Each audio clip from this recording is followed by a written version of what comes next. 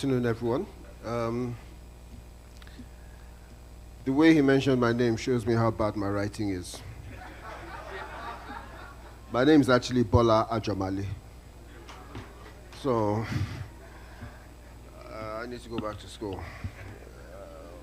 Or I'll get someone to type it for me. But it's a wonderful thing you're doing here. And first of all, I bring greetings from the Director General. He's out of the country at the moment, and he said there's no better person than Bola you to go and represent. And I'll give you a reason why. I used to run a securities exchange. I developed it from scratch. And one of the focal areas of the exchange was to expand. It's an over-the-counter market, and our purpose was to try and expand the reach of the traditional Nigerian stock exchange. One of the areas that we found most interesting was the cooperative industry, and we started working very closely with the Securities and Exchange Commission then. This was 10 years ago.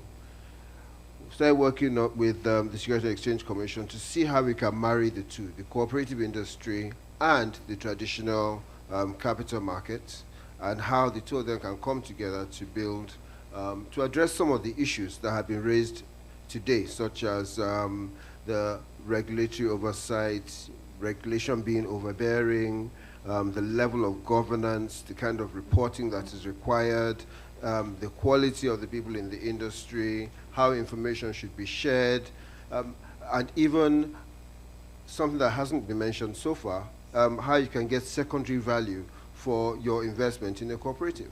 So these are the kind of things that we're trying to address. At the time, regulation wasn't ready for it. Nigeria was not ready for it. I have a written message, but I think in the interest of time, I will just touch on some of the issues that were raised there.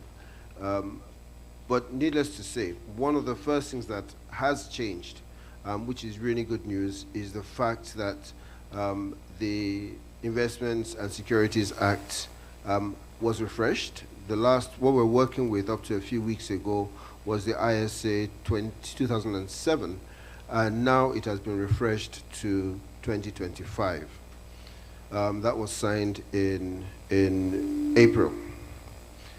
The significance of that is that we have updated quite a lot, quite a significant amount of the reach of the capital market.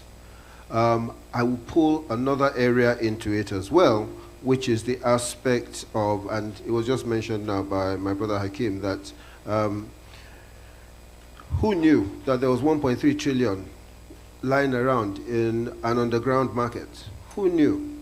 And if only there was an organized market that was doing exciting things apart from the traditional investing in GTB and so on, maybe that money would not have gone into this instrument that we didn't know, that we can't see, that has no real evidence of its existence, and maybe you could have come into the cooperative market.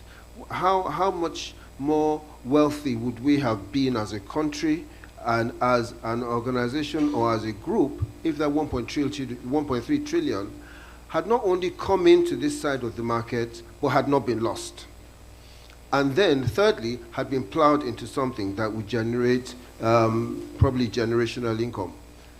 So it's a triple loss for us that we had not yet got this whole cooperative industry started and in-housing and delivering and showing the transparency. Somebody mentioned earlier on the transparency that is required to show people that we're actually generating, we're not only building the houses, we're generating returns, and there's something tangible for your investment. So that was occurring to me even as I was listening to people speak. Now, what the ISA has done is it has said, and again, it's something that we must note, and this is partly why I wanted to come, why I was so eager to come. It has redefined what investments are. To say, for as long as there are more than 50 people pooling their money to put it into a collective scheme of some sort in order to generate a return, it comes under SEC purview. We want to look at it and we want to see it. Not necessarily because we want to control it, but because we want to be able to say, we believe that what they're doing is right. Keep in mind, when that 1.3 trillion was lost, everyone turned to SEC and said, SEC, what are you doing about it? And we said, well, we didn't even know it existed. It was underground, it was hidden. So we want that transparency, and we're structured and geared to support that kind of transparency.